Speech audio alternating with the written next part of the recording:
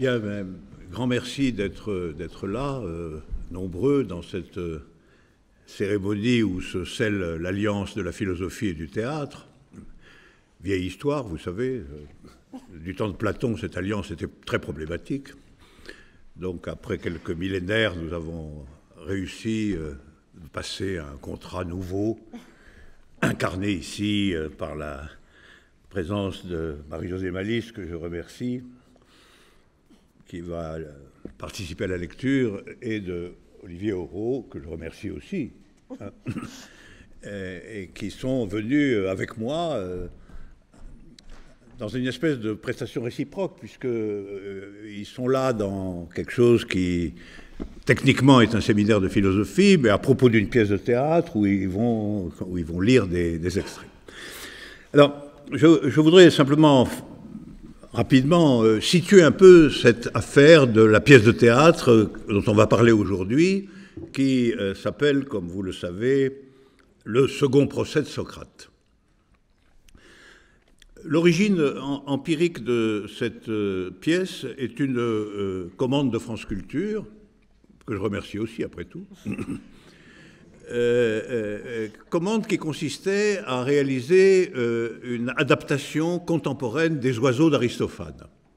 Alors, il y a un chemin qui va des oiseaux au procès de Socrate qui n'est pas absolument évident. J'ai pensé, au bout d'un certain temps, que ce n'était pas très intéressant de faire une adaptation de cette pièce remarquable, géniale, que sont les oiseaux, parce qu'il y avait déjà eu beaucoup d'adaptations, de représentations, ça ne me paraissait pas porter une innovation importante. Et donc j'ai proposé de m'attaquer plutôt à une adaptation des Nuées. Les Nuées d'Aristophane, c'est la pièce consacrée précisément à Socrate. Et puis en lisant donc de près les Nuées, ce qui m'a frappé en vérité, c'est tout d'un coup, tout de même, l'extraordinaire étrangeté qu'il y a à ce que ce personnage, qui s'appelle Socrate, soit tout de même si différent de celui qu'on trouve chez Platon. D'une différence presque incalculable. Et alors je me suis tout d'un coup intéressé à la question de Socrate en tant que réfracté par ses témoins à son époque ou peu après sa mort, et à l'idée que, somme toute, nous était léguée une multiplicité de Socrates. Alors évidemment, l'idée de plusieurs Socrates, ça réveille en moi l'homme de théâtre, tout de suite. Parce que les doubles, les multiplicités, les personnages qui sont plusieurs, c'est évidemment une donnée fondamentale du théâtre depuis longtemps. Et évidemment, l'homme de théâtre s'étant réveillé, il a dérivé de plus en plus loin de la tâche qui était la sienne, à savoir d'écrire une adaptation des Nuées d'Aristophane. Et je me suis plutôt plongé dans le troisième témoin connu de Socrate en son temps, qui est Xénophon. Xénophon qui a écrit des tonnes de pages sur Socrate, lui. Alors, il a écrit X volumes, 4 volumes qui s'appellent les Mémorables, les souvenirs de Socrate. Il a écrit un banquet. Il n'a pas eu de veine, parce que l'autre banquet lui est passé sur le ventre, vraiment. Et il a écrit une apologie de Socrate. Il n'a pas eu de veine non plus. Mais enfin, il s'est cramponné et il nous a légué une gigantesque littérature sur Socrate que personne ne lit, et que, du coup, je me suis dit que j'allais la lire. Et je l'ai lu, et voilà qu'un troisième Socrate, vraiment différent des deux autres, apparaît. Alors je me dis, l'énigme se consolide, je me dis, bon, 3 Socrates, peut-être, probablement, 3 Socrates représentatifs d'une dizaine d'autres que plus personne ne connaît ou ne fréquente. Et voilà qui est intéressant. Et donc la dramaturgie de cette affaire, c'est initialement l'idée de mettre en scène, au fond, la multiplicité des Socrates, avec l'idée que, probablement, le vrai Socrate, avec tous les guillemets qu'on veut sur le vrai, n'est aucun des 3. Et que, par conséquent, on ne sait pas, en vérité, qui a été jugé sous le nom de Socrate. Est-ce l'espèce de sans domicile fixe un peu fou d'Aristophane? Est-ce le brave gars tout à fait conforme aux exigences de tout le monde représenté par Xénophon, vraiment le brave gars, un tout petit peu universitaire sur les bords, mais enfin pas, qui n'a jamais rien fait, il ne ferait pas de mal à une mouche. Est-ce le sublime Socrate de Platon? Voilà.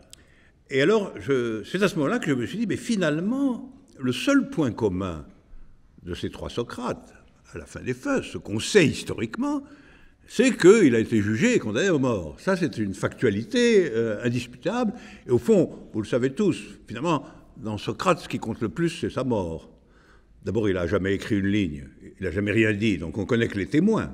Mais les témoins se contredisent absolument. On vient de voir qu'Aristophane, Xénophon, Platon ne racontent pas du tout la même histoire. Donc, Socrate est au fond réduit, du point de vue des faits, il est réduit à sa mort. Et donc, je me suis dit, la question de Socrate, du vrai Socrate, c'est la question de qu'est-ce qui se cache derrière cette mort. Qu'est-ce que c'est que le Socrate vivant dissimulé derrière la légende de sa mort. Et alors, c'est de là qu'est venue l'idée que, finalement, il fallait rejouer le procès de Socrate, le théâtraliser une bonne fois pour toutes, de façon différente de la légende qui, jusqu'ici, l'a accablé. Donc, c'était sortir Socrate, si, comme vous le verrez, Socrate le veut bien, de la légende à la fois dorée et sanglante de son suicide ou de sa mort, en s'appuyant sur les témoignages contradictoires concernant la personnalité de Socrate et en faisant de tout ça une pièce de théâtre. Évidemment, le problème, c'était comment naviguer sur à peu près 2500 ans. Parce qu'il a été jugé il y a 2500 ans, et de là m'est venue une idée essentielle à toute la pièce, c'est que, en réalité, Socrate a fait appel de son procès.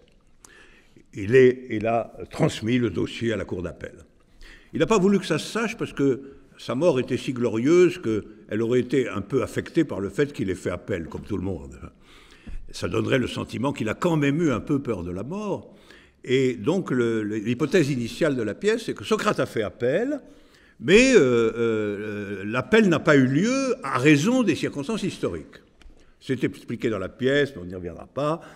Les Macédoniens n'ont pas voulu faire le procès parce qu'ils estimaient que tout ça, c'était des histoires sans intérêt aucun. Les chrétiens n'ont pas voulu parce qu'ils étaient chrétiens. Enfin, personne successivement. Les Turcs n'en voulaient pas non plus parce qu'ils étaient musulmans, ben, évidemment. Personne ne voulait traiter cet appel. Mais la loi grecque interdisait à quiconque faisait appel d'une condamnation à mort de mourir avant le procès d'appel. Parce qu'évidemment, ça aurait été tout à fait se moquer du tribunal d'appel, après avoir été condamné à mort et alors qu'on fait appel de cette mort, de mourir. Donc Socrate n'est pas mort. Socrate n'est pas mort, il n'est pas non plus absolument vivant, mais il est quelque part dans les limbes, entre la vie et la mort, attendant désespérément qu'enfin il puisse passer devant le tribunal d'appel. Et la pièce, c'est enfin, grâce à l'idéologie des droits de l'homme et à la montée du souci juridique des choses, à l'idée qu'il est tout de même injuste de laisser quelqu'un dans l'état de ni mort ni vivant pendant 2500 ans, l'appel va enfin avoir lieu, et la pièce, en gros, c'est l'histoire du procès d'appel de Socrate qui a lieu aujourd'hui à Athènes, dans des circonstances enfin favorables à ce qu'on voit clair sur cette question. Voilà. Donc ça s'appelle le second procès de Socrate. Alors, je vous indique un peu la structure générale, de manière à ce que les morceaux qui vont être lus soient significatifs pour vous. En réalité, les lieux de cette pièce sont en définitive, en réalité au nombre de deux, fondamentalement.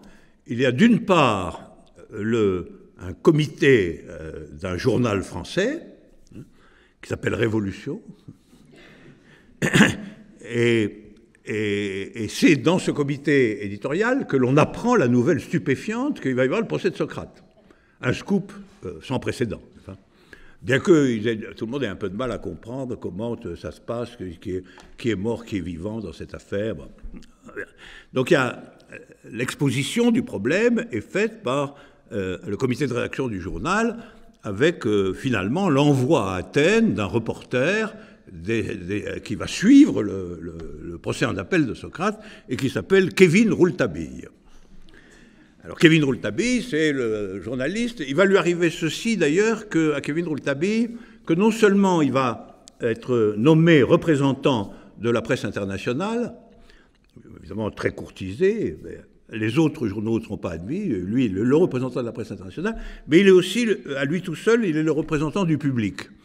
Il est le seul finalement à être admis à assister au procès, donc il joue un rôle très important. Et ça, donc le premier lieu, c'est le journal avec l'exposé de la nouvelle formidable que Socrate est là et qu'il va y avoir le second procès de Socrate.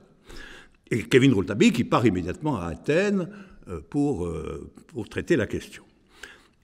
L'autre lieu, c'est le tribunal, la cour d'appel d'Athènes, qui se saisit il y a une espèce de prologue, parce que juste avant le procès, on est dans le hall du tribunal, on voit passer les avocats, etc., les procureurs. Alors il y a 3 avocats de Socrate. Il y a 3 avocats de Socrate qui sont maître Platon, maître Xénophon et maître Aristophane. Évidemment, ça va compliquer la défense, comme vous voyez, mais enfin, ils sont là, ce sont les 3 avocats commis à la défense de Socrate, et il y a le procureur, qui s'appelle Calliclès, maître Calliclès, enfin le juge Calliclès, et puis il y a les juges qui sont au nombre de 3, un président et 2 femmes juges, et tout cela va donc se dérouler, les péripéties du procès, la défense, l'accusation, les avocats qui prennent la parole, bon, un procès ordinaire. Il y a des épisodes tout de même un peu difficiles sur des questions secondaires, comme par exemple, on n'en lira pas tellement, mais ça occupe une certaine place, la question de savoir si on peut réellement ouvrir cette session de la cour d'appel. Aristophane arguant qu'on ne peut pas l'ouvrir parce qu'on ne l'a jamais fermé. Et il y a tout un débat sur ouvert et fermé, de grande densité intellectuelle, en vérité. Mais enfin, finalement, l'idée que c'est ouvert l'emporte, et ça a lieu, bien que plusieurs fois, Aristophane, qui en fait n'a pas d'autre objectif réel que de saboter le procès, c'est un peu sa position, Aristophane va essayer de dérégler le procès, cependant que Platon va le tirer vers le sublime, et que Xénophon va jouer 2 rôles différents. Premièrement, le rôle du type même de l'avocat sinistre, rabâchant, dans le style, le style académique le pire qui soit, et d'autre part le rôle d'un grossier personnage qui en réalité pense que Socrate c'est rien du tout en fait, que Socrate c'est un rien du tout, et que c'est lui, Xénophon, et Platon qui ont inventé Socrate en réalité. Alors tout ça va évidemment donner lieu à un procès assez compliqué. Et puis il y aura des représentants quand même, il y a des représentants du peuple, des masses populaires. Alors, il y en a principalement 3. Il y a un marchand de fromage qui est installé dans le hall du tribunal d'Athènes et qui se livre à des considérations extrêmement profondes sur la situation. Il y a une femme de ménage qui balaie la salle d'audience et qui, elle aussi, a un point de vue considérable. Elle est une des rares à prétendre, en tout cas, connaître Socrate, le Socrate actuel. Elle sait où il habite, elle l'a vu dans sa piaule. Et puis, il y a un gendarme. Et le gendarme, il a un rôle très fondamental parce que Socrate n'a pas voulu assister à son procès d'appel, pour des raisons qu'il explique à la fin, et il est représenté par le gendarme. Et le ministère public a dit on ne peut pas laisser le banc de l'accusé vide, donc nous nommons un gendarme qui est en quelque sorte le tenant-lieu de Socrate. Et ces 3 personnages sont aussi des personnages tout à fait importants de la pièce. Donc le mouvement général est très simple. Le comité de rédaction du journal apprend la nouvelle qu'il va y avoir le procès d'appel de Socrate, et on voit Kevin Rouletabille suivre l'affaire. Deuxièmement, dans le hall de la cour d'appel, on voit passer différents personnages, le procès est encore incertain, personne n'a vu Socrate, à vrai dire, et donc on se demande qu'est-ce qui va se passer exactement. Ensuite, le procès finit quand même par commencer, après toutes sortes d'incidents d'audience, et on a l'accusation et les plaidoiries des avocats, et ensuite on a la délibération. Alors dans la délibération, il se passe ceci de remarquable qu'il y a une incertitude sur qu'est-ce qu'ils peuvent vraiment décider. Évidemment, s'il ratifie la sentence, Socrate va mourir en quelque sorte une deuxième fois. S'il ne la ratifie pas, on ne va pas savoir quoi en faire. Et d'autre part, comment se débarrasser de la légende de la mort de Socrate si on le déclare innocent? On va se débarrasser l'humanité de cette chose tout à fait essentielle qu'a été la mort de Socrate et son attitude stoïque devant ses juges. Et ce qui se passe, c'est qu'à ce moment-là, Socrate arrive. Socrate arrive dans la délibération des juges, et c'est lui qui va trouver la solution.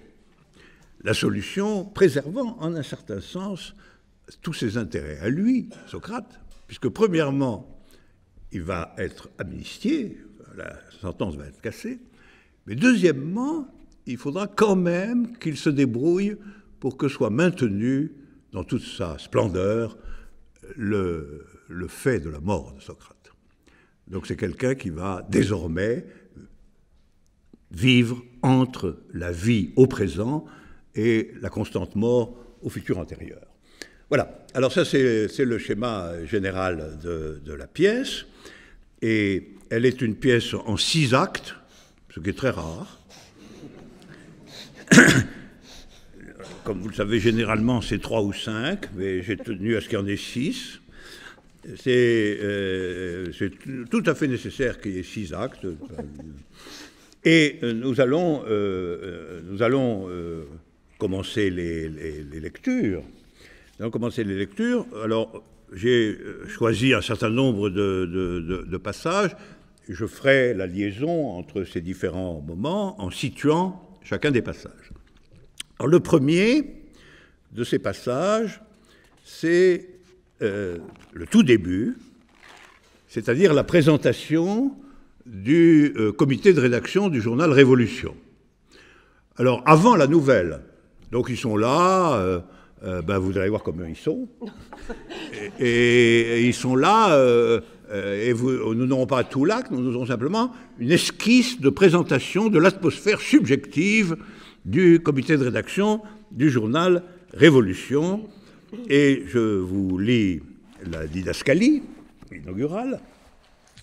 On est dans la salle de conférence de rédaction du journal Révolution en fin d'après-midi pour fixer la maquette du journal du lendemain. 2 journalistes, Yvan et Béatrice, entrent dans la salle encore vide. Ils continuent visiblement une discussion commencée dehors. Tu le sais bien, ça ne peut pas durer comme ça. Comme ça, c'est quoi ça, comme ça? Tu le sais bien. Et même, tiens, tu le sais très bien. Comme ça veut dire que c'est comme ça et pas autrement. Tu peux me dire ce que ça veut dire, autrement? Autrement que quoi? Si c'est comme ça parce que ça n'est pas autrement, eh bien moi, Béatrice, si je ne sais pas comment c'est autrement, je ne sais pas non plus ce que c'est que ça. Yvan, je te le dis, c'est vachement sérieux. Désormais, il faut que tout soit bien clair entre nous. Complètement d'accord. Il faut désormais que ça soit comme ça et pas autrement. Tu vois bien, tu t'en sors pas, mon pauvre. Tu fais des tautologies. Des tautos quoi? Des tautologies. Tu dis qu'entre nous, je dis bien dans notre histoire, à toi et à moi, ou plutôt d'ailleurs à moi et à toi, parce que si on compte sur toi pour notre histoire à moi et à toi, on n'ira pas loin. On compte que sur moi à la fin. Toi, tu fais que dire que notre histoire, ça doit être ça et pas autrement. Mais quand tu dis ça et pas autrement, j'insiste sur « et ». si pas autrement, c'est justement ça, alors quand tu dis ça et pas autrement, tu dis 2 fois la même chose. Et alors, notre histoire, à moi et à toi, notre histoire à nous, quoi, notre histoire intime, elle n'avance pas d'un poil. Et c'est ça que tu veux. Que nous, au niveau d'intime, on n'avance pas d'un poil. C'est pas une tautologie. Quoi donc, il n'y a pas une tautologie? Dire 2 fois la même chose. C'est pas une tautologie, dire 2 fois la même chose. C'est quoi alors? C'est une redondance. Qu'est-ce que ça peut me faire à moi, dans mon histoire intime de femme, tu vois, dans mon sujet, dont tu te fous éperdument du reste de mon sujet? Si, tu t'en fous. Qu'est-ce que ça peut me faire pour moi, comme femme et comme sujet, que mon mec fasse des redondances ou des tautologies, et pas des tautologies? Ça fait qu'une redondance, c'est pas une tautologie. Même pour l'intime d'une femme, c'est pas une tautologie. Ah, c'est bien toi, ça. Tu es vraiment comme ça. Oui, comme ça et pas autrement. Si tu me permets une redondance. T'es vraiment le macho typique. Et rien pour l'intime, tout pour les mots, rien pour ce qui est vraiment, vraiment réel, tout pour le baratin. Macho ou pas, une redondance, c'est pas une tautologie. Eh ben, puisque c'est comme ça, va dans ton coin, torcher un article avec un titre vraiment alléchant. Redondance et tautologie dans la vie amoureuse des couples modernes. Je vois ça d'ici, en première page, ça va s'arracher dans les kiosques. Mais c'est la vérité. C'est la pure vérité. Tu dois d'abord reconnaître la vérité, si on veut que notre histoire soit comme ça et pas autrement. Dire 2 fois la même chose sous 2 formes différentes, c'est une redondance. Dire, une femme est une femme, ça c'est une tautologie, une vraie. T'as rien qui redonde dans une femme est une femme. La femme qui est une femme te dit d'aller te faire foutre. La redondance dit à la tautologie d'aller se faire foutre. Voilà.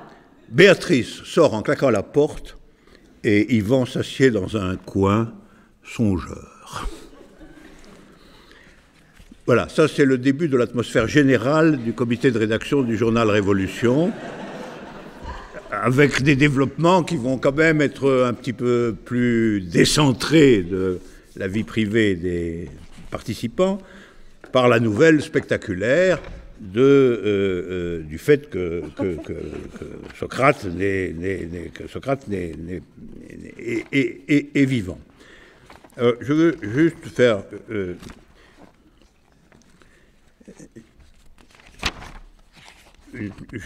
non pas une lecture, mais une citation de la scène 4 de l'acte 1, qui est la scène où ils apprennent la nouvelle sensationnelle et où ils prennent des décisions.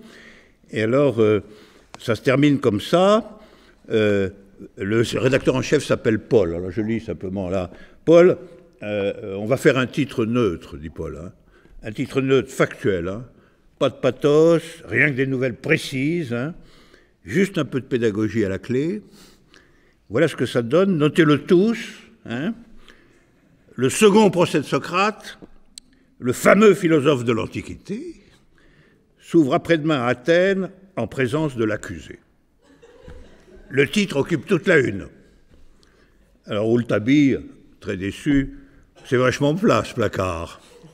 Paul furieux, t'es pas encore dans l'avion, Kevin Rouletabille, cours mon vieux, vole. Yvan il nous venge, Madeleine, du désastre que ça sera si tout ça est bidon. Alors Rouletabille part en courant. Paul, solennel, chers amis, nous jouons notre existence journalistique sur un coup de dé. Comme Socrate l'a dit, l'homme peut être défini comme le seul bipède sans plume auquel il arrive des tuiles. Madeleine, Yvan et Béatrice, figés, tous ensemble, il a dit ça, Socrate. Alors maintenant, nous nous situons au début de l'acte 2. L'acte 2, donc Kevin Rouletabille est parti et va arriver dans le hall dans le hall, dis le hall, toi. Le grand hall, à la fois pompeux et délabré, du tribunal d'appel d'Athènes. Au fond, un grand escalier. Sur les côtés, diverses portes. Les seuls personnages présents d'un bout à l'autre, ou presque, sont le vendeur de fromage et Rouletabille. Quand le rideau se lève, c'est à peine l'aube sur Athènes, et il n'y a sur place que le vendeur de fromage en train d'installer son étal. Le vendeur de fromage au public. Vous n'en croyez pas vos yeux, hein? Vous vous dites, qu'est-ce que c'est que ce gars-là? Dans une pièce de théâtre, qui sait qu'elle est, comme qui dirait, sérieuse. Et en plus, dans un endroit qui a tout ce qu'il y a de plus officiel, le grand hall de ce que là où siège la cour d'appel d'Athènes. Eh bien, je vais vous le dire, moi, je n'ai rien à cacher, moi, je suis sur la scène, tout le monde me voit, et tout le monde voit que je suis le vendeur de fromage. Donc, tout le monde croit que je suis le vendeur de fromage. Parce qu'au théâtre, voir, c'est croire. Et donc, on peut très bien se faire avoir au théâtre. Hein, parce qu'on croit une chose parce qu'on la voit. Mais en fait, cette chose, elle est autre chose. Le théâtre, c'est ça. C'est le vendeur de fromage qui vous le dit. Parce qu'on voit un gros fromage de Hollande, on croit au théâtre que c'est un fromage de Hollande. Ça peut même être écrit dessus en grosses lettres, qui fait que même le gars qui sait qu'il est au fond de la salle, il voit écrit fromage de Hollande. Et comme il le voit, il le croit. Et puis à un autre moment de la pièce, qu'est-ce qu'on découvre? Je vous le demande. Qu'est-ce qu'on découvre? Eh bien que c'était du Cantal. Et pas du tout du fromage de Hollande. On s'est fait avoir. Mais c'est pas sûr après tout. Parce que je vous le dis, moi qui suis le vendeur de fromage, en tout cas c'est ce que vous voyez. Et donc c'est ce que vous croyez, que je suis vendeur de fromage. Et je vous le martèle dans les oreilles. Si le fromage de Hollande que vous avez vu et cru a pu être en fait du Cantal, alors le Cantal que vous avez aussi vu et cru peut être du Roquefort ou du Münster. Finalement, quoi qu'on voit au théâtre, on le croit. Alors c'est pas parce que la chose n'est pas la chose, c'est pas pour la cause que la Hollande est en fait du Cantal qu'on se fait avoir. On se fait avoir parce qu'on croit, alors qu'il suffirait de voir. Au théâtre, c'est quand on a cru qu'on est cuit. Alors méfiez-vous, quand vous voyez que je suis le vendeur du fromage. N'y croyez pas, ne faites que le voir. Demain, peut-être, je vendrai des oignons ou des tailleurs pour dames. Ou même, je serai pompier. Parce que c'est ce que j'ai toujours voulu, être pompier. Au théâtre, il se pourrait que de pompier à vendeur de fromage, la conséquence soit bonne. D'ailleurs, quand on dit le vendeur de fromage, avec un article défini, c'est louche. Je vous le raconte dans votre propre et personnel intérêt pour que cru vous ne soyez pas cuit. Hein. Parce que dans le monde vrai, il y a des vendeurs de fromage. À la rigueur, un vendeur de fromage, mais jamais le vendeur de fromage. Parce que le vendeur de fromage, c'est comme qui dirait une idée, un modèle éternel. Celui qui, dans l'éternité du ciel bleu très haut, pour toujours et à jamais, vend comme personne d'autre, pas même des fromages, mais le fromage lui-même, éternel, en tant que substance incorruptible du fromage essentiel, et pas du camembert accidentel. Vous voyez, il y a un avocat de la cour d'appel, ici, s'appelle Maître Platon. Quand il passe, il me dit toujours d'un air très familier, plutôt sympa, « Alors, le fromage, ça va ?» Et je lui réponds en souriant, « Maître, je vends des fromages. Il n'y en a pas un comme un autre. » Et il me rétorque, « Cependant, ce sont tous des fromages, non ?» Et je rétorque à sa rétorcation, « Oui, ce sont tous des fromages, mais vous-même, Maître Platon, quand vous m'en achetez un, vous me dites que vous préférez le Cantal au fromage de Hollande, ce qui fait une sérieuse différence. » Il ouvre alors grand ses bras, Maître Platon, il écarte les manches de sa toge toute noire, si bien qu'il a l'air d'un gigantesque corbeau, et il me dit, ainsi, le même, en tant que fromage, peut être différent en tant qu'il est un autre fromage qu'un autre fromage. Le même est le même que le différent. Et là, il ne me laisse pas répondre. Hein. Il part en courant et en ricanant, il escalade l'escalier à toute vapeur. Et c'est le roi de l'escalier, maître Platon. Il double tout le monde quand il monte. Et ce qui est très curieux, c'est qu'il descend en revanche très lentement. Hein. On dirait qu'il fait du surplace, qu'il ne va jamais arriver en bas. Je le dis souvent à l'autre avocat qui m'achète du fromage, maître Xénophon. Oh, il est gentil, maître Xénophon. C'est un homme gentil, mais il est très bavard. Hein. Moi, gentiment aussi, je suis souvent obligé, de la lui couper. C'est la parole, hein, bien sûr. Pour ce qui est de la lui couper, n'allez pas penser que je pense des graveleuseries. Pour la lui couper, je lui dis, maître Xénophon, je dois retourner à mes fromages. Le dialogue avec maître Xénophon, que je veux vous redire ici, il a duré dans les faits, hors théâtre, 3/4 d'heure. Mais comme on est au théâtre, où c'est qu'on doit respecter le public, vu que le public croit tout ce qu'on voit et tout ce qu'on entend, je vais le ramener à 3/4 de minute, ce dialogue avec maître Xénophon qui venait m'acheter du ricotta. Votre collègue Platon, je lui dis, il monte vite et il descend très lentement. C'est un ascenseur à sens unique. Et vous savez ce qu'il me rétorque, maître Xénophon? Il me rétorque, c'est l'enseignement de Socrate, mon bon ami. Celui qui a eu la chance de monter, qui est très difficile, il n'a pas envie de redescendre. Alors que je lui rétorque, pourquoi il ne reste pas en haut?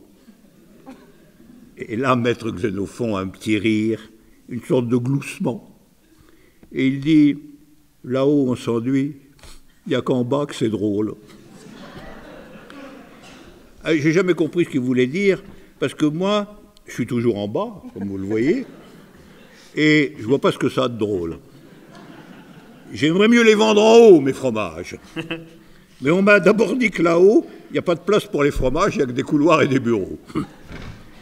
Et si vous ne me voyez pas comme vendeur de fromage, voir c'est croire, de la sorte que vous cesseriez de croire que je suis le vendeur de fromage, et alors qu'est-ce que je serais, hein? Même pas pompier, car les pompiers, à l'état normal, ils sont en bas eux aussi. Quand ils sont en haut, sur l'échelle des pompiers, c'est qu'il y a le feu, ce que personne ne souhaite. Bien alors, je vous parle comme ça, mais mon rôle, c'est de vendre des fromages, d'être le vendeur de fromage qui sait qu'il est au ciel serein de l'idée pure du vendeur descendu dans l'arène du théâtre avec ses fromages incorruptibles pour être vu et donc cru. Croyez-moi et faites silence. Le vendeur de fromage installe sa carriole et étale ses fromages. Le soleil se lève et éclaire autrement le hall du palais de justice par une porte de côté entre Rouletabille. Il n'y a pas un chat ici? Voyons le vendeur de fromage. Pardon, monsieur, vous avez confirmation pour le second procès de Socrate? Ben, vous y êtes en plein. Mais je ne vois rien nulle part. Ben, vous croyez que je suis un vendeur de fromage parce que vous voyez un vendeur de fromage, hein? Mais en réalité, je suis acteur. Je suis en train de jouer le petit rôle du vendeur de fromage dans une pièce d'un nommé Badiou. Pièce dont le titre est le second procès de Socrate. Et vous, vous êtes en scène, donc en plein dans le second procès de Socrate, tout comme moi, monsieur je ne sais comment. Rouletabille, Kevin Rouletabille. Mais Kevin, c'est un prénom à la con. Rouletabille? Nom de Dieu! Mais c'est un rôle important dans cette pièce. Ah ben il n'y a que vous qu'on voit pendant tous les 5 actes, hein? Combien vous touchez par représentation? C'est indiscret, ça. En plus, vous êtes prié de me laisser croire ce que je vois. Hein. Ici, vous êtes vendeur de fromage dans le palais de justice. Vous n'êtes pas un intermittent du spectacle. Ne vous fâchez pas, je ne le ferai plus. Alors, pour ce qui est du procès de Socrate, je n'ai que des bruits par des avocats amateurs de fromage. Hein. Il paraît que c'est très bientôt. Je parle du vrai procès de Socrate, hein, pas de la pièce de théâtre. Hein. Et vous faites bien. Vous ne savez rien de plus? Bon, dans quelques instants, des gens vont passer... Peut-être qu'ils en sauront plus que moi. Mais vous voulez pas un bout de Cantal? Ah si. Je suis crevé. Et je suis mort de trouille. En plus, je suis journaliste. Ah ben je sais, c'est un des grands rôles de... Je vais vous faire foutre dehors, moi. Hein. Pardon, c'est la dernière fois. Oui. Et alors, que vous est-il donc arrivé, monsieur? Je taille un grand morceau de Cantal et je le donne à Rouletabille. Rouletabille tout en mâchant le Cantal. J'ai confirmé à mon journal, le journal français Révolution, ce matin vers 5 heures, que le procès commençait à coup sûr demain ou après-demain. Mais pour tout vous dire, je n'en sais rien. J'ai couru dans Athènes toute la nuit. Je n'ai trouvé personne qui soit sûr de quoi que ce soit. Imaginez, si le procès n'a pas lieu, si on découvre que Socrate est réellement mort depuis des siècles, je suis fichu. Ma carrière de journaliste, je peux me la mettre là. Pas de panique. Attendez tranquillement dans ce hall. Le plus sûr est de demander au procureur Caliclès, ou encore à maître Xénophon, qui est très gentil. Il passe tous les matins. Vous leur expliquerez votre cas. Le procureur Caliclès, il adore les journalistes. C'est que si on parle de lui dans les journaux, le procureur, pardonnez-moi l'expression, il jouit dans son pantalon. Et s'il passe à la télé, notez, c'est très rare, c'est très très rare, hein. Caliclès, il vient m'acheter du fromage. Uniquement pour me demander, avec comme qui les yeux humides d'un bon chien, si je l'y ai vu à la télé. Parce qu'il adore que les masses populaires comme moi le voient à la télé, le procureur. Alors vous pensez avec vous, monsieur Rouletabille, un journaliste français, il va se lâcher, le procureur. Il y a quand même un problème. Mon journal s'appelle Révolution. Il va se méfier, Caliclès. Il n'aime pas le mot révolution, les procureurs. Notez qu'on est en fait un journal tout à fait réac. Il n'y a rien qui dépasse dans ce qu'on écrit. C'est il y a 40 ans, quand ça chiait des bulles dans les rues de Paris, qu'on s'est créé, avec tout naturellement le titre Révolution. On le traîne aujourd'hui comme un boulet, avec les nouveaux temps que rien ne se passe qui dépasse. À qui le dites-vous? Aujourd'hui, on a un sens, heureusement, mais en un seul sens, l'autre est un sens interdit. Tout ce qui dépasse ne passe pas. Dépasser, c'est trépasser. Allez-y au culot. Dites à M. Caliclès que votre journal s'appelle Conservation. Il se lâchera, c'est sûr. Espérons que ça marche. Voilà, ça c'était pour la situation dans le début de l'acte 2. Alors, dans l'acte 3 qu'on va enjamber, parce que sinon les choses seraient quand même un peu longues, dans l'acte 3 se passent de nombreux incidents qui concernent l'ouverture du procès.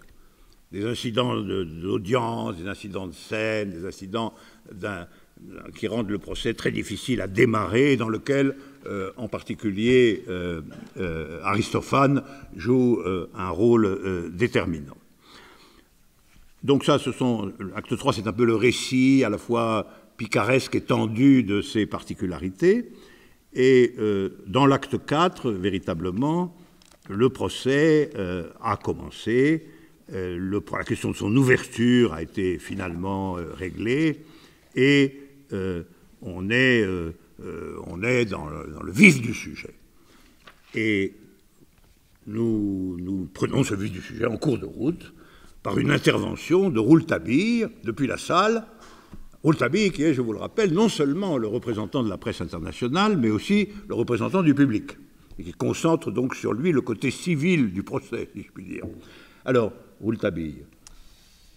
Monsieur le Président, Maître Aristophane, 17 fois expulsé, est finalement absent. Puis-je demander à Monsieur le Président si, vu son absence en tant qu'avocat, on pourrait utiliser dans le dossier ce qu'Aristophane dit de Socrate et que j'ai lu dans l'avion qui m'a amené ici de Paris en tant que représentant de la presse internationale, chargé aussi de faire le public par intérim. Dans la pièce Les Nuées, créée en mars de 423 avant l'ère chrétienne, il y a donc 2437 ans, on découvre un passage sur Socrate que je trouve super. Voyons, il sort un livre qu'il feuillette. C'est le personnage appelé le raisonnement juste qui parle. C'est déjà super, ça, d'appeler un personnage le raisonnement juste, n'est-ce pas? C'est-à-dire la solide raison, le bon sens et aussi la modernité démocratique. Écoutez-moi ça sur Socrate. Si tu écoutes Socrate et tous les tenants du blablabla faussement hypermoderne, tu auras le teint pâle, les épaules tordues, la poitrine écrasée, la langue fourchue, la fesse graisseuse et molle, la queue longue. Répétant ce que disent Socrate et tous les philosophes, tu tiendras pour honnête ce qui est honteux, pour honteux ce qui est honnête. Et pour finir, tu te rallieras au mariage homosexuel. C'est assez bien vu, non? Polos. D'abord, M. Rouletabille. D'abord, M. Rouletabille. D'abord, oui. Monsieur, moi je fais Polos aussi.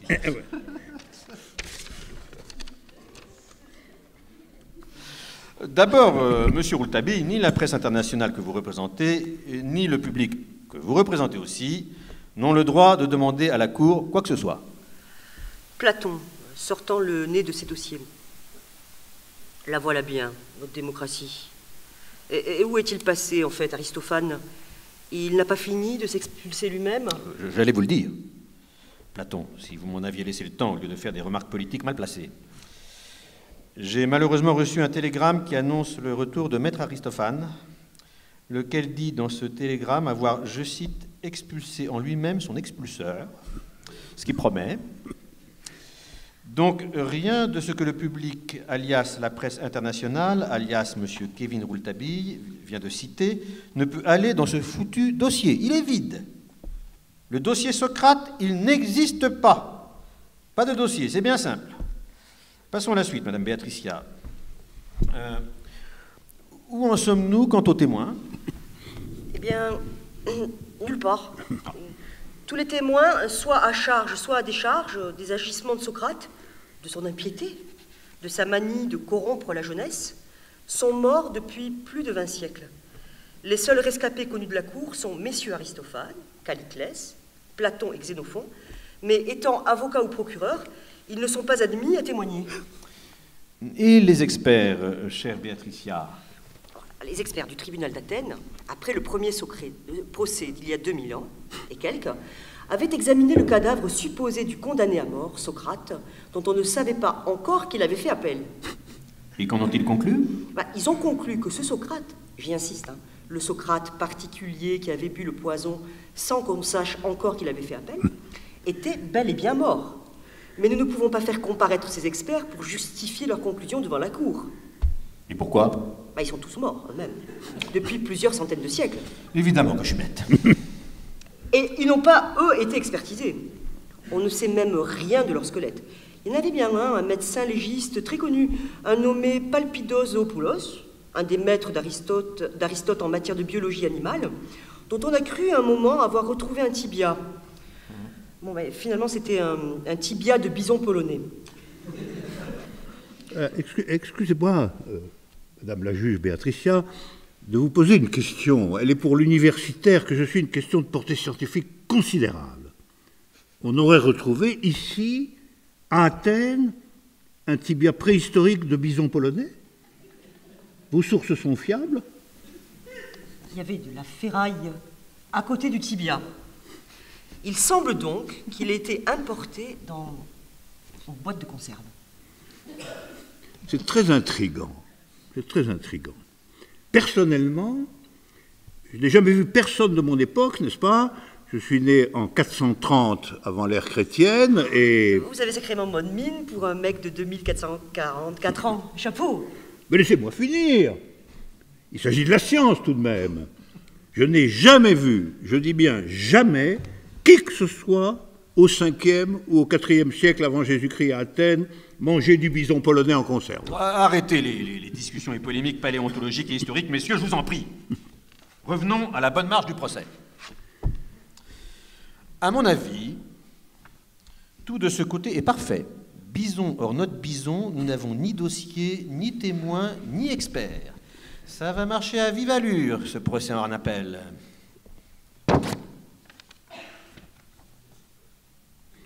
Rouletabille, depuis la salle. Surtout qu'il n'y a pas non plus d'accusé.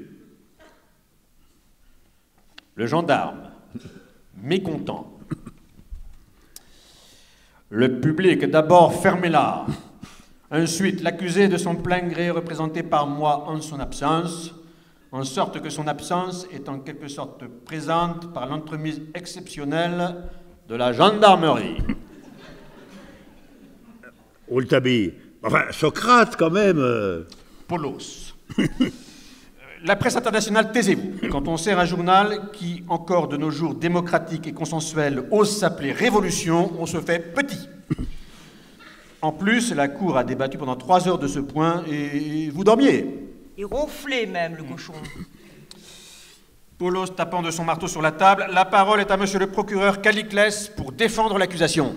Tout le monde se réveille, Calliclès se lève, ses notes dans la main, arborant un air solennel et vainqueur. L'obscurité se fait sur toute la scène, sauf l'estrade sur laquelle se tient Calliclès, fortement éclairée. Il doit donc s'agir d'un monologue. Calliclès s'adresse au public de théâtre réel, celui qui est dans la salle, comme s'il n'y avait personne d'autre à qui parler.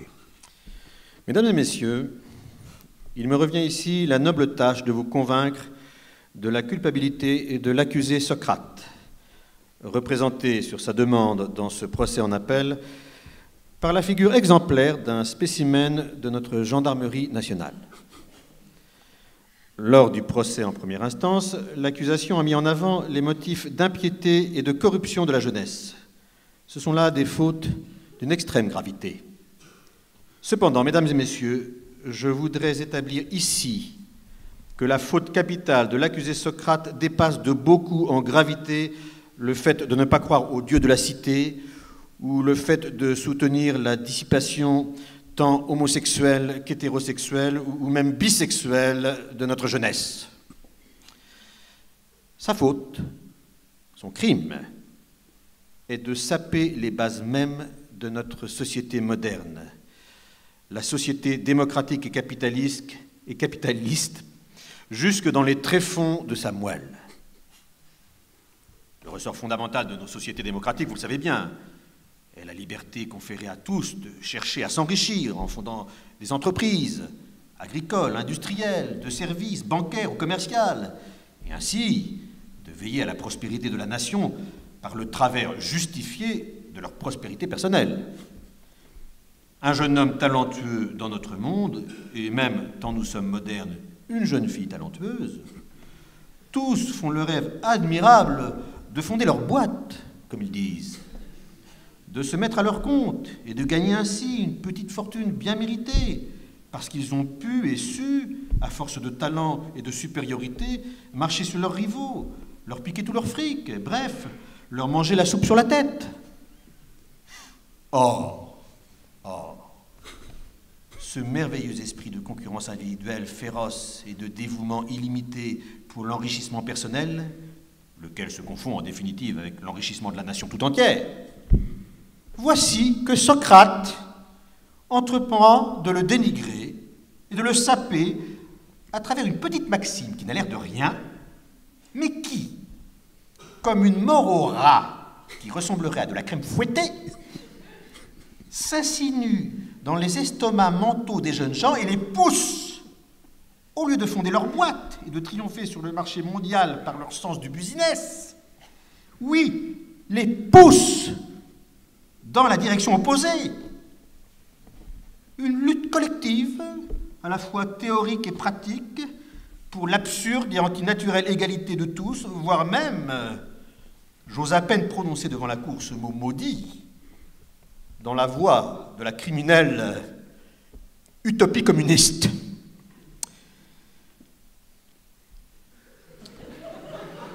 Quelle est cette maxime dévastatrice? Quelle est cette maxime dévastatrice inventée par le diabolique Socrate, demanderez-vous? Eh bien, c'est celle qui affirme, l'air de rien, qu'il vaut mieux subir l'injustice que la commettre. C'est à la sombre lumière de cette maxime purement démagogique que Socrate entreprend de reformuler sur des bases pourries la notion même de loi en l'opposant à la nature. Oui, mesdames et messieurs, le crime de Socrate est là, et bien là. À la façon d'un vulgaire idéologue et sous couleur de vérité, sans qu'on sache ce que ce mot veut dire, il tente de persuader son public inexpérimenté de jeunes gens et de jeunes filles que la nature, qui est inévitablement concurrence, lutte pour la supériorité, création inégale des richesses, n'est aucunement le fondement de l'ordre social. Mais que la loi de vérité seule, création chimérique de la pensée et volontarisme impuissant, doit régler les rapports humains sous le signe fatal et ruineux de l'égalité. Ah, je demande à la Cour d'être ici très attentive aux ruses de la philosophie socratique. Pour Socrate lui-même, et plus encore pour tous les disciples modernes, soit de Socrate, soit de son sinistre avocat Platon, ceux qui doivent faire les lois sont les faibles, les pauvres, les démunis, bref, la large masse des humains. Ce sont ceux-là pour qui la pire des choses est de commettre l'injustice. En effet, cette masse populaire informe, dépourvue de talent et de richesse, située au plus bas dans la saine concurrence, n'a bien évidemment aucun moyen de commettre l'injustice. Bien au contraire, ils la subissent, cette injustice, dans le tourment et la peine, et se révoltent alors contre ceux qu'ils tiennent pour responsables de cette nécessaire soumission. Sous l'influence de la philosophie de Socrate et de ses successeurs, ces masses sans talent, coupées des lois inexorables du business capitaliste et de l'accumulation des patrimoines, cherchent à faire peur aux forts, aux vainqueurs dans la concurrence, à ceux qui ont conquis de haute lutte le droit et le pouvoir d'avoir constamment plus que ce que déjà ils ont réussi à avoir. Ce point, Monsieur le Président, Mesdames et Messieurs de la Cour, et vous, gens du public, mérite toute votre attention. Qui ne voit que la nature elle-même déclare juste que le plus doué et le plus habile, le plus dur en affaires, le plus capable d'utiliser tous les moyens de l'ascension sociale, possède, en récompense de sa supériorité dans la lutte des individus pour se sortir de la masse informe, plus d'argent et de biens, et qu'il dispose, ce vainqueur, de bien plus de propriétés et de moyens d'action que son autre, le faible, le déclassé, le mal dans sa peau. Et la nature donne raison au dominant quand il veut posséder plus encore, car là est le moteur de la dynamique ascendante de nos sociétés. Ne faut-il pas pour la prospérité générale que le capable ait plus que l'incapable? Or, sous l'influence de philosophes comme Socrate, nous en viendrions à remodeler dès leur jeunesse les natures pleines de vigueur et de talents bancaires, commerciaux, patrimoniaux. Et à force d'incantations abstraites et de tours de passe-passe, nous en ferions des gens à la mentalité d'esclaves révoltés, à force de leur parler des qualités, en leur disant que là se trouve la vérité, la beauté, la justice et autres calembredaines. Heureusement que surviennent dans nos cités des personnages d'une autre trempe, dotés d'une solide fortune héréditaire, d'un réseau serré de complicité dans les hautes sphères, d'une habileté confondante pour échapper aux dogmes égalitaires, pour se distinguer, dominer, manipuler les chiffres, corrompre les faibles et les mettre à leur service. Et alors, la médiocrité intellectuelle des Socrates et consorts se révèle en pleine lumière. Tous les forts, les riches, les gens destinés à entrer dans le cercle d'or du beau monde pourront à nouveau piétiner les grimoires de la pensée abstraite, réduire en fumée les incantations des philosophes du genre Socrate, détruire les lois contre nature, les lois infectées par le virus de l'égalité, et faire triompher le droit naturel à la domination des calculateurs, des malins, des cyniques et des fortunés.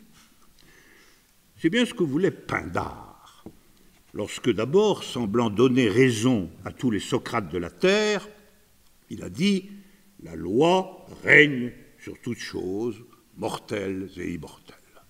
Mais ajoute aussitôt, ce qui le fait basculer du côté de la saine loi naturelle, je cite, « Cette loi qui fait œuvre par sa justice de la plus extrême violence sous la main dominatrice. » Oui, Monsieur le Président, Mesdames et Messieurs de la Cour, et vous, public indistinct, la main dominatrice doit attribuer aux êtres supérieurs, aux entrepreneurs fortunés, l'avantage qui leur est dû, la plus-value sociale et existentielle qu'ils méritent, même s'il faut pour cela compresser encore les funestes dépenses entraînées par le gaspillage des pauvres et de la masse des gens défavorisés.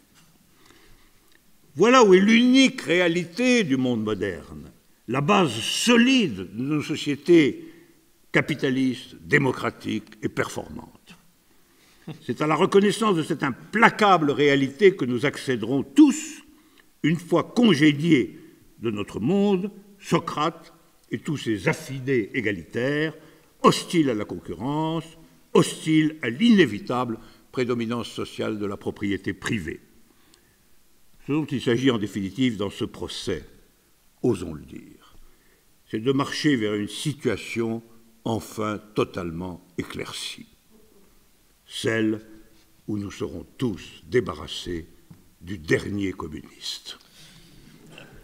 Je demande ici solennellement que soit confirmée en appel la sentence dure, mais nécessaire au bien public, prononcée en première instance contre l'accusé Socrate.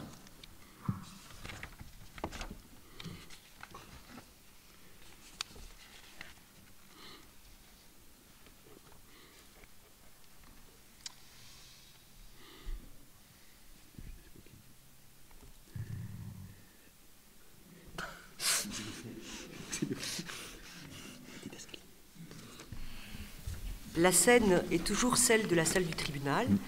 Quand l'acte commence, on est en plein dans la plaidoirie de Xénophon. Ne sont éclairés que Xénophon, qui, comme l'a fait Chariclès, parle au public depuis la tribune des intervenants, et Polos derrière la table, les deux autres juges n'étant que des silhouettes dans l'ombre. Xénophon terminant une longue phrase. Désormais la mort, considérée par d'aucuns, et je le pense par lui en particulier, si toutefois sa particularité était réellement particulière, vu ce que toute sa vie comportait d'universel comme plus souhaitable ou à proprement parler plus approprié au moment où avait lieu son procès. Car il ne faut pas oublier que Socrate avait alors 70 ans. Si bien que j'en reviens à ce que j'ai déjà soutenu, on peut expliquer et éclairer, justifier et finalement pardonner, oui, en tout cas ne pas tenir vraiment compte, ne pas porter au débit de Socrate, que la fierté de son langage est parue à un nombre de juges inconsidérés. Parce qu'il y a aussi ce qu'a rapporté Hermogène, fils d'Hipponikos, qui met d'accord cette fierté de langage avec la façon de penser de Socrate lorsque ce dernier parlait de toutes sortes de choses plutôt que de son procès, si bien qu'Hermogène lui a dit... Maître Xénophon, avons-nous ici l'usage juridique de Hermogène ou de Gazogène? Venez-en à votre plaidoirie dans un procès en appel, plutôt que de nous raconter interminablement le procès de 399 avant la naissance de notre Seigneur Jésus-Christ, procès célèbre parfaitement connu et de la cour et du public. Rouletabille voit dans le noir. Moi, je ne la connais pas si bien, l'affaire de 399, mais je n'arrive pas à suivre ce que dit Maître Xénophon. Béatricia voit dans le noir. Tu m'étonnes. Xénophon, c'est ou de l'eau claire ou du charabia. Sortez-le.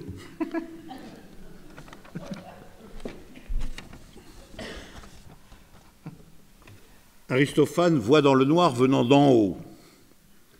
Il est tout à fait impossible de sortir Maître Xénophon. Et pourquoi donc, Maître Aristophane? Parce que le mot d'ordre vrai, le mot d'ordre révolutionnaire, le mot d'ordre anti-électoral, le mot d'ordre en faveur du gouvernement par le pur instinct de jouissance vitale, c'est « sortez les sortants ». Or, Xénophon n'est le sortant de rien. Il ne sort pas Xénophon. Il demeure éternellement dans son propre jus.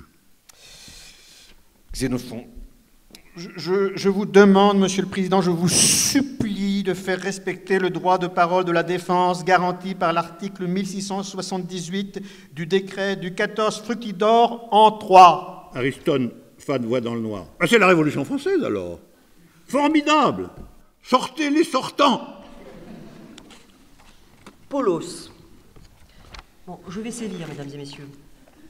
Aristophane, je vous expulse. Ben, vous ne pouvez pas. Je vais me gêner. Tout le monde voit que je ne suis pas là. Vous ne pouvez pas expulser un absent. Mais vous êtes où alors, si vous n'êtes pas là? Je suis ici. Un projecteur le montre accroché au cintre, juste au-dessus de Polos. Je suis à la recherche de Socrate, dans ma pièce qui, vous savez parfaitement, s'appelle Les Nuées. Je suis dans les nuées. Je les apprivoise. Nuées jamais taries, surgissez au regard. Vapeurs déliquescentes qui me rendent hagard. Polos, gendarme, saisissez-vous de ce volatile.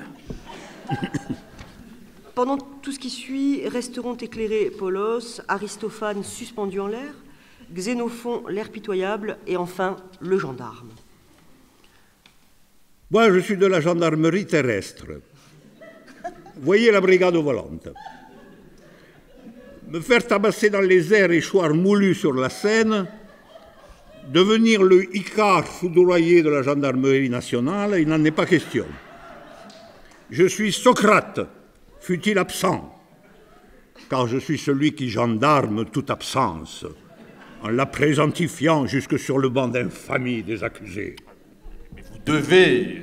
Ni président, ni juge, ni même guichetier du Pôle emploi, ni même ma sévère épouse, la gendarmesse conjugale. C'est tout dire, ne peuvent aujourd'hui m'ordonner quoi que ce soit.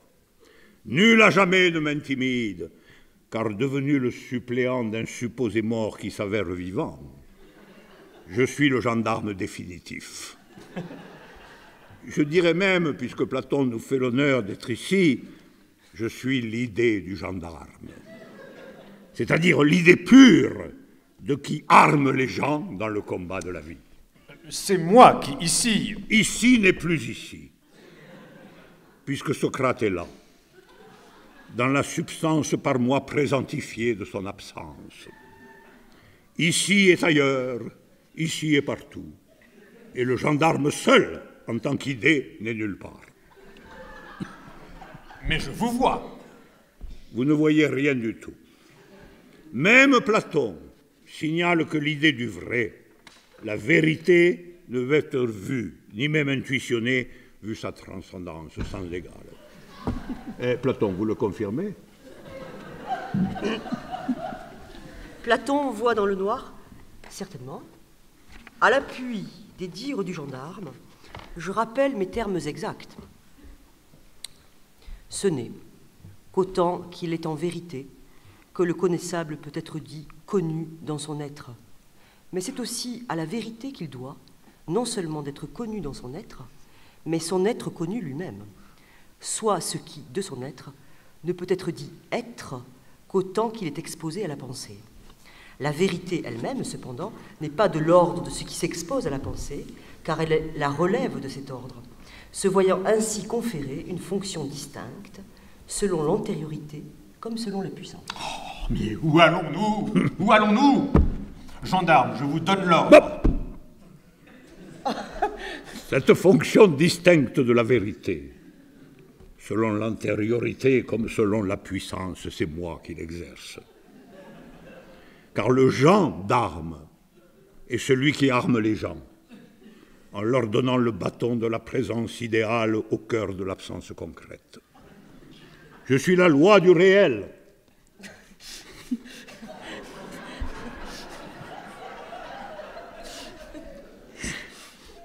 Je suis l'idée de Socrate.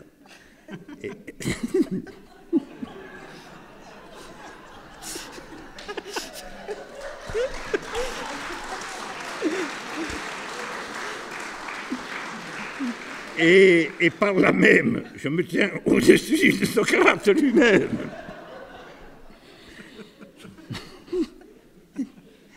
C'est moi seul qu'il faut juger.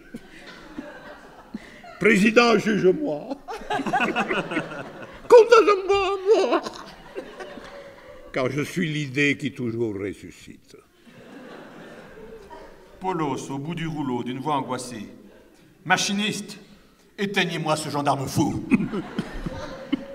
Le projecteur qui éclaire le gendarme s'éteint.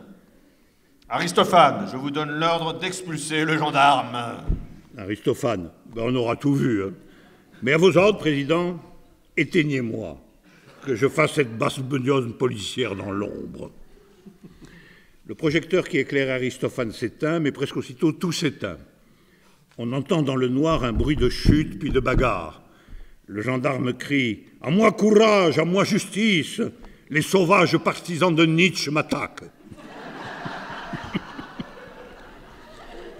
Nouveau bruit, cri terrible du gendarme, puis la voix d'Aristophane « Victoire!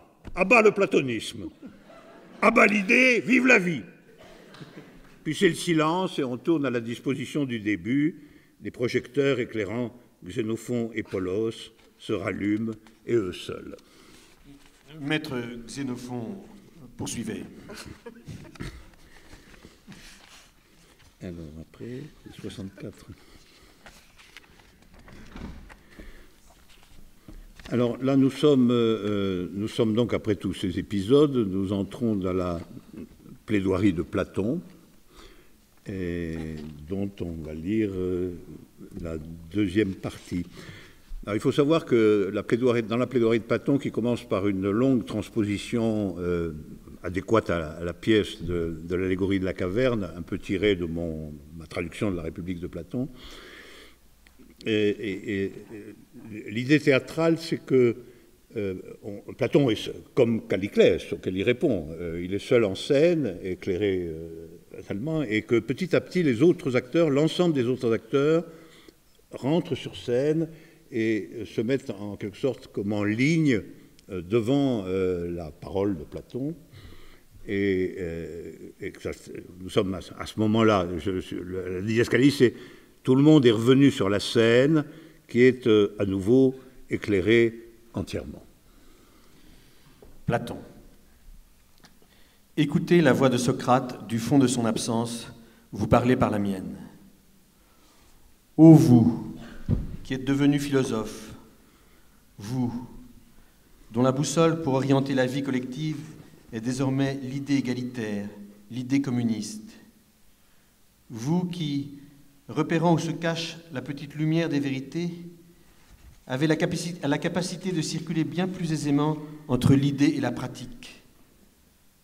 Je vous dis, vous avez l'obligation de redescendre, chacun à votre tour, dans la maison commune et de vous habituer à regarder les ombres. Car une fois cette habitude retrouvée, votre vision sera 1000 fois supérieure à celle des gens qui n'ont pas encore pu sortir du cinéma cosmique.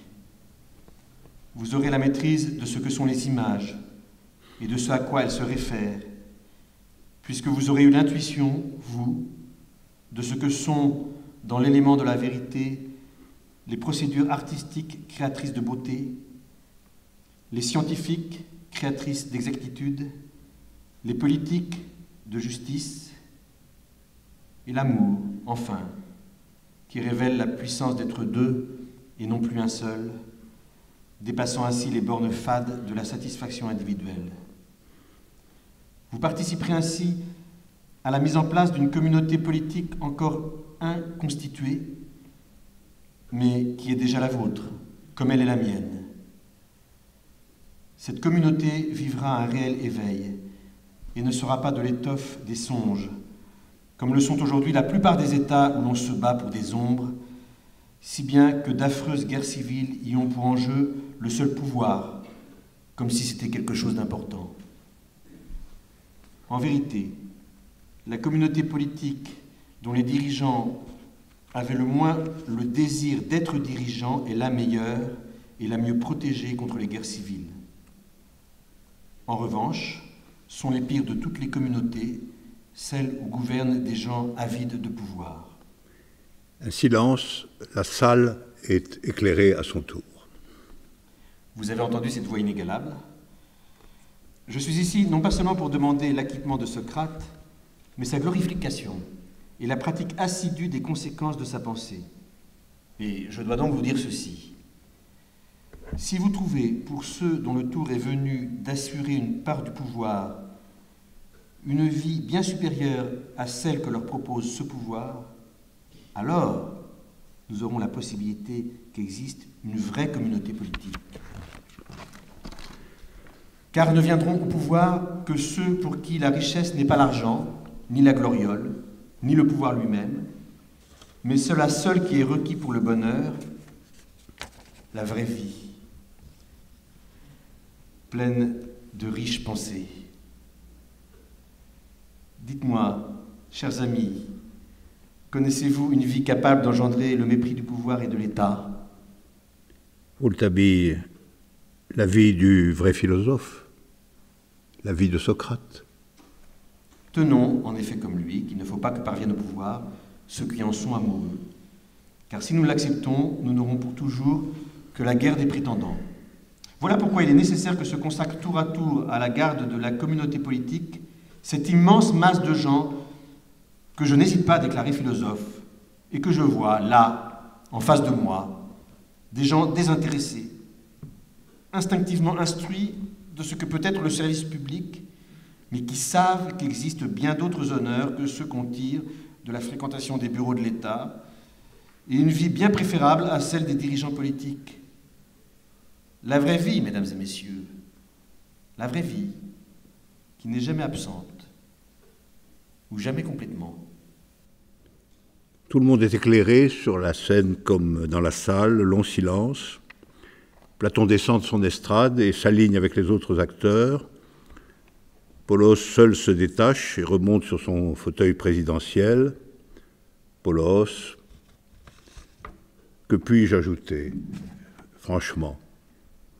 Maître Aristophane, vous avez peut-être, vous, quelque chose à ajouter? Aristophane, de sa place dans le rang des acteurs au premier plan. Vous savez ce que je pense de tout ce galimatia. La vraie vie, la vraie vie. Mais il n'y a qu'à vivre, nom d'un chien de Vénus, c'est bien suffisant. C'est déjà bien assez difficile et joyeux de vivre. Et que le père Socrate vive, lui aussi. Si vous touchez un de ses cheveux, messieurs du tribunal, à supposer qu'après tant de siècles il en reste un ou deux, des cheveux, je déchaînerai contre vous mes nuées. Vous m'entendrez dire cette chanson que je viens d'inventer. Si vous touchez de Socrate un cheveu, vos vignes seront sèches et stériles, car nulle nuée sur elles ne pleut. Si un affreux décret de votre style coupe la vie de mon Socrate en deux, vous serez tous exposés au péril de voir vos oliviers calamiteux. Et si, du brave Socrate, est si vieux, vous prétendez rayer la vie civile, je dirai aux nuées, sus aux affreux. Polos, légèrement ivre. Tout a été dit de ce qui devait être dit. Tout a été pensé qui devait être encensé. Tout a été frit qui devait cuire. Et tout a été agité qui n'avait pas vocation à dormir. La Cour va se réunir pour délibérer demain matin et prononcera son verdict demain soir. Alors je pense que nous avons un peu plus de temps que prévu. Donc je vous proposerai à vous deux de lire la scène symétrique de la première que vous avez lue. Ah. C'est-à-dire, vous avez lu la scène dans le comité de révolution entre Yvan et Béatrice. Oui. Et alors vous liriez la scène qui ouvre la délibération du tribunal, qui est entre Béatricia et Ivanos. Pas entre Béatrice et Yvan, mais entre Béatricia et Ivanos. Je pense que ça serait bien. Je vais me mettre là. Oui, voilà. Je vais me mettre là. Tu te mets page 68. Et vous allez écouter la structure symétrique des deux scènes. Ça fait partie des exercices théâtraux de tout ça. Dans mon idée, d'ailleurs, les acteurs, mais ça, après les théâtreux comme eux font ce qu'ils veulent, mais mon idée, c'est que les acteurs qui joueront le comité de rédaction de Révolution et les acteurs qui joueront le tribunal seront les mêmes. Alors, on est dans une salle en tout point semblable à la salle de conférence de rédaction du journal Révolution, décor du premier acte. Simplement, au fond, une grande fenêtre ouvre sur le dehors. Il s'agit de la salle des délibérations des juges de la cour d'appel d'Athènes. Deux des juges, Ivanos et Béatricia, entrent dans la salle encore vide. Il continue visiblement une discussion commencée dehors. Tu peux pas raisonner comme ça dans une affaire de ce genre. C'est quoi, au juste, mon raisonnement comme ça? Je raisonne, c'est tout, je ne raisonne pas comme ça. Tu sais parfaitement ce que je veux dire. Ne fais pas l'âne. J'ai horreur de ça quand tu fais l'âne. Quand je te demande ce que veut dire raisonner comme ça dans une affaire grave, hein? Pas une petite dispute avec une copine, rien de moins que le second procès de Socrate. Tu me réponds de ne pas faire l'âne, c'est ça? Eh bien moi, Ivanos, je te dis que faire l'âne, je ne sais pas ce que ça veut dire. Je ne suis pas en train de braire, je raisonne, un point c'est tout. Eh ben, c'est ce que je te corne dans tes oreilles d'âne. Tu peux pas raisonner comme ça. Tu vois bien, ma pauvre. Quand tu es coincé, tu fais des métaphores. Mais t'as quoi? Des métaphores. Sur ce procès de Socrate, dans ce procès-là, qui est historique, je dis bien historique, mais ça, c'est pas ton affaire, parce que toi, ce qui compte, c'est ta petite histoire, et pas la grande histoire, celle qui est vraiment historique. Tu ne fais que dire que je ne dois pas raisonner comme ça. Mais quand tu dis comme ça, j'insiste sur comme. Si tu ne me dis pas ce que c'est que le ça de ton comme ça, si le ça c'est justement comme je raisonne, alors ça ne vaut pas le coup de me dire que je ne dois pas raisonner comme ça. Parce que c'est comme si tu disais que je ne dois pas raisonner comme je raisonne, sans dire ce que c'est ma façon de raisonner. Alors notre discussion à toi et à moi tombe une fois de plus dans la gadoue. C'est pas une métaphore. Quoi? Ce n'est pas une métaphore. Dire que ceci est comme cela, et si on ne dit pas ce que c'est cela, alors c'est comme qui dit ceci est comme ceci. Et ça, c'est pas une métaphore. C'est quoi alors? C'est une identité. C'est dire que A est comme A. C'est une connerie en somme. Tu as dit une connerie. Une de plus, c'est pas grave. Mais qu'est-ce que ça peut me faire dans ma position de juge de la cour d'appel, dans le moment grave où on est, que tu viennes me dire que je fais des identités et pas des métaphores? On est regardé par l'humanité tout entière. On juge Socrate, qui est déjà mort une fois, condamné injustement par la justice. Il est question de savoir si on le tue une deuxième fois, et tu viens me chercher des poux avec des identités et des braiements d'âne.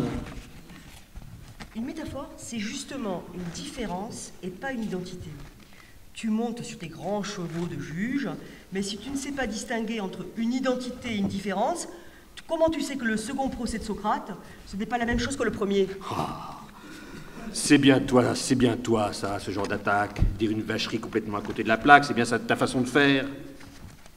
Autrement dit, moi, je suis comme toi, si tu permets une identité. Ah, t'es vraiment la femme butée, là, hein? La femme qui s'accroche à son truc personnel sans voir le contexte. Tout pour ma petite vacherie, rien pour l'enjeu historique.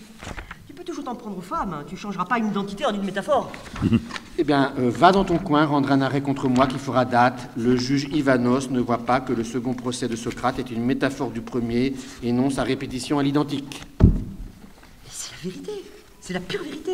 Depuis le début, tu crois qu'il faut en faire rejouer le premier procès, celui de moins 399, mais avec une conclusion opposée. Oui, Socrate a corrompu la jeunesse et il se foutait des dieux de la cité, mais je la quitte, moi, Ivanos. Tu ne vois pas la différence dans l'identité apparente. Tu ne vois pas la métaphore. Tu ne vois pas que le second procès de Socrate, c'est peut-être une métaphore théâtrale du premier, mais ce n'est pas jouable à l'identique. C'est ton côté plouc, ça. Le plouc te dit, va te faire voir. File ta métaphore à un autre. Ivanos sort en claquant la porte. Béatricia s'assied sur une des chaises disposées autour de la table. Elle a l'air à la fois furieuse et inquiète. On a le temps de faire la suivante aussi. Alors, là je vais faire Polos cette fois. Oui, très bien. Et tu feras Magdalena. Oui. Alors, Polos passant devant Béatricia à Vachy et négligemment. Salut Béatricia, t'as l'air en forme, c'est pas pour dire. Alors, franchement, Magdalena, ta position est pas claire. Hein. Qui, dans l'ancêtre du tribunal, mettons, si tu n'étais pas la secrétaire principale de la cour d'appel, mais si tu devais juger, qui pourrait te comprendre? On a une affaire en or, une affaire historique, un truc qui remonte à des siècles en arrière et que tout le monde connaît, la condamnation à mort de Socrate. Et toi, tu viens là et tu dis qu'on devrait se déclarer incompétent? C'est de la folie. On nous regarde de la terre entière et toi, tu viens dire « Ah, mesdames et messieurs, circulez, il n'y a rien à voir, on n'est pas compétent, on s'en lave les mains. » Non, mais c'est pire que Ponce Pilate, se laver les mains d'une histoire pareille. Magdalena vers Béatricia. Salut, madame la jugesse, vous avez l'air fatiguée. Vers Paulos, sans attendre de réponse de Béatricia. Moi, je pense qu'il faut la dégonfler, Steph, cette histoire. On doit être au-dessus de ça, nous, les Athéniens d'aujourd'hui. On veut nous remettre le nez dans les marais puants de notre antiquité, le procès du sage, la culpabilité du peuple démocratique, les délateurs, les orateurs et tout le tremblement. Eh bien, nous, on doit répondre avec la démocratie moderne, avec le droit moderne. Il y en a marre que les Grecs soient les gardiens de leur passé solaire, la sagesse antique, les guerres médiques, les statues helléniques, les tragédies paniques, les déesses de l'Attique, les Danaas en tunique, les rythmes iambiques, la Vénus impudique, les prophéties orphiques, les philosophes cyniques, les Spartiates laconiques, les Jeux olympiques, les odes de Pindarique, les satires lubriques, les guerres puniques. C'est pas en Grèce. Quoi, c'est pas en Grèce? Ben, les guerres puniques, c'est pas en Grèce. C'est à Rome. C'est Hannibal, les éléphants, le passage des Alpes, les délices de Capoue. Ben, c'est à Rome, je te jure. Hein. Bon, en tout cas, ici, à Athènes, on a bien assez avec les maisons en briques, les militants fanatiques, les âneries patriotiques, l'instruction civique, une économie à la fois unique et apathique, une politique à la fois mythique et paralytique, et un droit pénal presque toujours frénétique et cosmétique. Cosmétique? Ben, comment est-ce qu'il peut être cosmétique, notre droit pénal? Eh bien, on le passe sur les plaies de la société pour que personne n'y voit que dalle. Mais là, il faut dire non. Je suis la secrétaire, j'ai tapé tous les papiers. Tu le sais comme moi. Le dossier est vide. Les seuls témoins vivants doivent la boucler parce qu'ils sont tous avocats ou procureurs. Les experts sont tellement morts qu'on les confond avec des tibias de bison polonais, et j'en passe. Tu dois dire, on est incompétent, 2000 ans après les faits, il n'y a aucune preuve de quoi que ce soit, dans aucun sens, on laisse tomber. On revient à aujourd'hui, à bas la Grèce antique, vive la modernité, bref, on se casse. Bon, mais ne t'excite pas, ma chérie. Hein. Socrate a dit, autant que je me souvienne, je cite, « Ils me tueront 2 fois s'ils le veulent et s'ils le peuvent, mais ma voix passera entre mes 2 morts comme une mouette entre 2 poubelles. »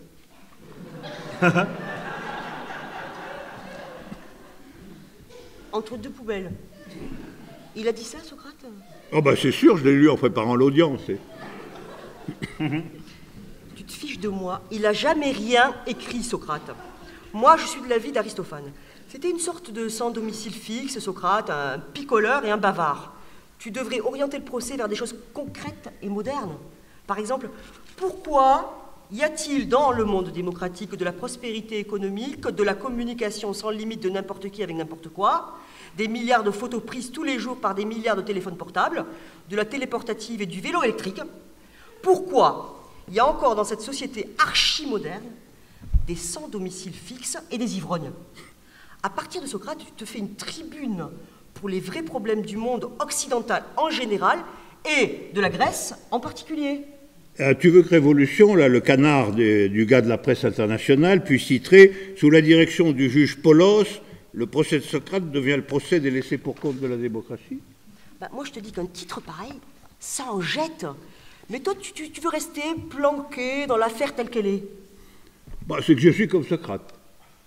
Ah oui, il a dit, je cite, hein, « Si vous restez où vous êtes, vous ne risquez pas de vous perdre ailleurs. » Non mais c'est là qu'on diverge sec. Moi, je veux me perdre ailleurs, justement. Ah oui, tu veux qu'à partir de Socrate, en me déclarant incompétent, je t'aide à te perdre, en somme? Absolument. J'ai une vocation à défendre, moi. Une vocation de fille perdue. Oh ben je sais. Hein. Oh je sais que trop, ma chérie.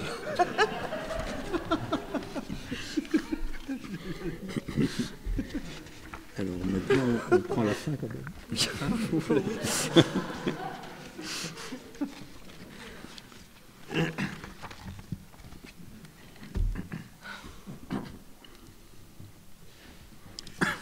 Alors, il faut peut-être prendre, on prend à partir de la fin de la scène 4, peut-être. Ah.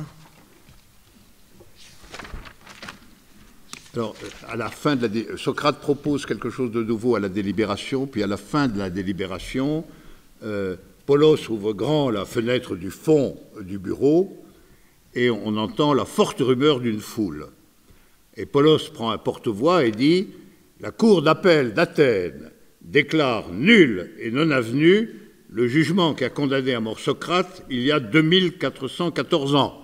Cependant, après on n'entend plus rien, parce qu'une formidable clameur venue du dehors rend inaudible la suite de l'intervention de Polos, où il expliquait justement le fait que Socrate, au futur antérieur, devrait garder le fait d'avoir été condamné. En fait. Alors, on n'entend plus partout que « Vive Socrate »,« Socrate ». Le Socrate est toujours vivant. Nous voulons, nous aurons l'éternel Socrate, et ainsi de suite. Et on voit passer des banderoles multicolores portant notamment l'inscription « Socrate, Platon, vive la révolution ». Au bout d'un moment, Polos ferme la fenêtre, le bruit cesse, Magdalena, Béatricia, Ivanos et Polos, tout fringants et joyeux, quittent la scène. Socrate, qui est intervenu, donc, vous voulez dire, reste seul, songeur. Puis, comme prenant une décision, il change ses habits antiquisants en un costume moderne. Il est arrivé habillé dans l'imagerie classique de Socrate, et là, il se change, il met un costume normal. Alors, quand Socrate a fini de revêtir son costume moderne, Kevin Rouletabille entre silencieusement, avec des airs, oui, voilà, parce que vous risquez de ne pas le reconnaître, et il entre avec des airs de roman policier, il inspecte la salle, et il voit Socrate de dos à l'autre bout de la scène. Ah, pardon, monsieur. Socrate se retourne. Il n'y a pas de quoi, monsieur Rouletabille. Rouletabille machinal. Je pensais qu'il n'y avait plus personne. Regardant mieux l'homme qui lui fait face. Nom de Dieu! Vous êtes Socrate? Vous avez une bonne vue, ça peut servir dans le journalisme. Mais bien sûr! Vous êtes Socrate! Mais qu'est-ce que ça peut vouloir dire que vous êtes Socrate 24 siècles plus tard? Ce qui a eu lieu, monsieur Rouletabille. Qui fut une fois Socrate le demeure. Oui, mais qui est Socrate à la fin? Qui êtes-vous, si vous êtes maintenant le Socrate qui fut? À vous seul, monsieur Rouletabille, et donc au journal Révolution, je vais répondre. Rouletabille s'approche, sort son carnet, tend l'oreille. Les deux personnages sont tout près l'un de l'autre, à un bout de la scène. Socrate. J'ai dit au juge, je suis celui qui suis. Mais alors... Alors brusquement, un groupe très bruyant, composé de tous les autres acteurs de la pièce, fait irruption et produit un formidable vacarme, mélange de mots d'ordre, d'interjections, de cris de joie, de bouts de chant. On entendra entre autres distinctement « Cherchons, trouvons le nouveau, tous à l'ouverture. » À nous la vérité. Les peuples pensent, les États ne pensent pas. Ni Spartacus, ni Münzer ne sont morts pour rien. L'infini nous attend, à bas la finitude. La pensée vaincra la monnaie. Action restreinte et guerre prolongée. Et bien entendu, des vives Socrates et autres, nous sommes tous des Socrates, nous sommes tous ressuscités. Alors, naturellement, ce tumulte couvre complètement la voix de Socrate, lequel, cependant, continue tranquillement à parler au seul Rouletabille, comme s'il ne se passait rien, comme s'il n'y avait personne d'autre sur scène. Ce jeu dure un bon moment, puis assez brusquement, la foule quitte la scène, le bruit s'estompe et disparaît, et on entend à nouveau Socrate. Si bien qu'en définitive, cette identité, ce fameux nom, Socrate, n'est-ce pas, est réel et stable au passé. Mais à mon avis, il reste médiocre. Il est symbolique et brillant au futur. Mais je le crois futile. Au présent, voyez-vous, comme toute identité, il n'a aucune importance. Mais si on va dans le détail...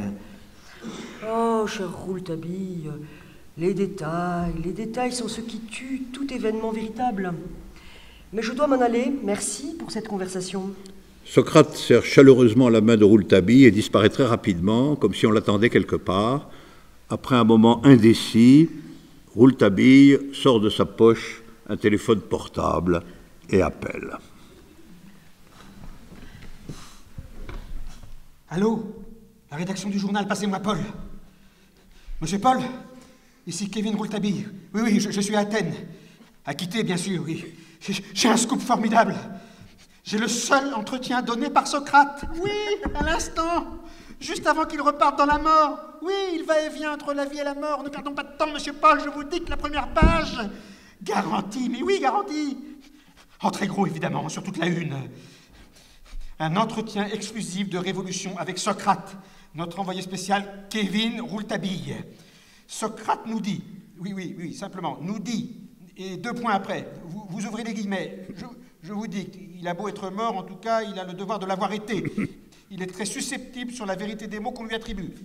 Non, vous n'écrivez pas, il a beau être mort, c'était une remarque.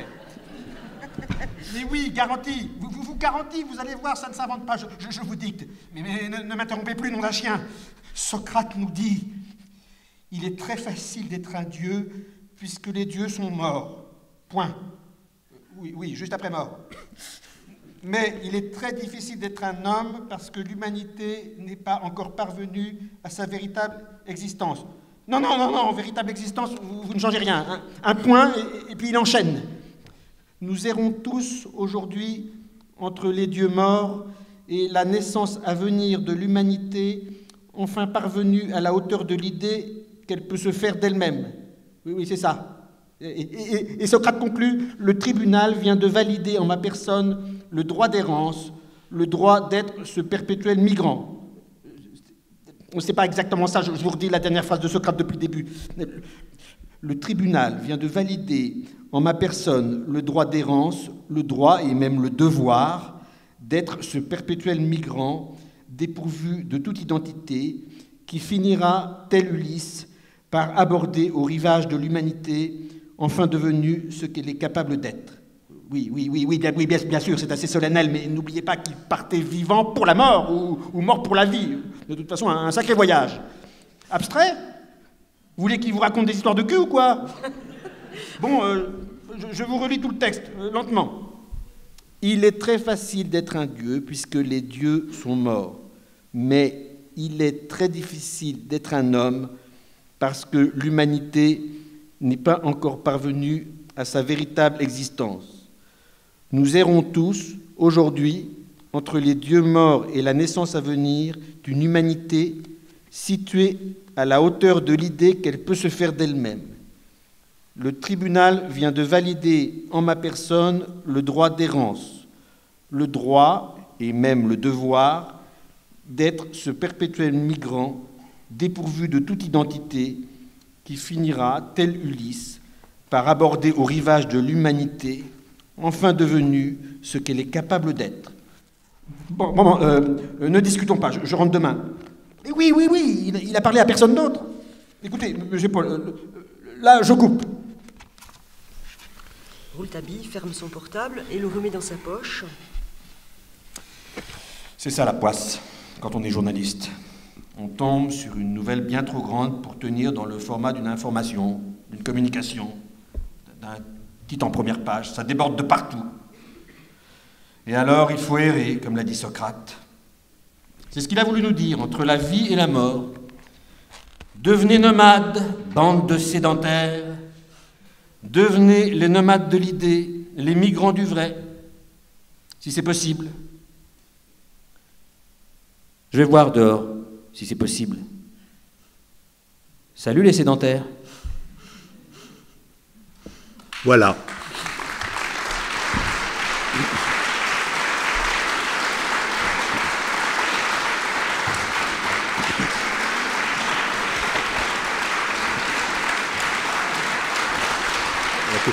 Salut, c'est beau théâtre. Blanc-Ménil, c'est que vous pouvez dire un mot sur Blanc-Ménil. Ah oui, Juste pour vous interrompre une seconde, puisque tout ça, vous le voyez, est aussi, en un certain sens, un éloge du théâtre. Or, le théâtre est menacé de différentes façons, mais là, je voudrais insister sur les menaces qui pèsent sur le Forum, le centre théâtral du Blanc-Ménil, qui est menacé d'être fermé, déformé ou supprimé par la nouvelle mairie réactionnaire. La perte d'un théâtre, c'est une chose qui devrait être considérée par tous comme une perte dramatique. Un théâtre de moins, c'est une chose terrible.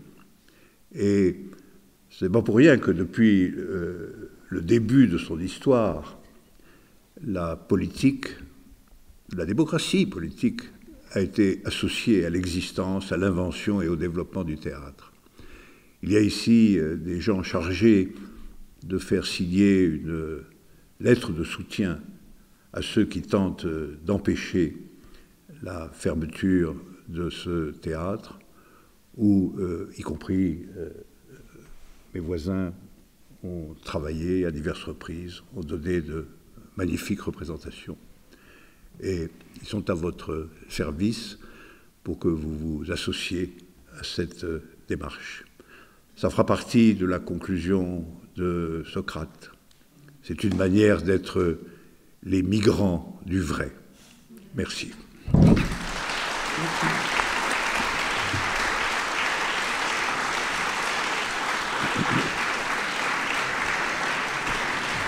On se lève. Allez. Allez.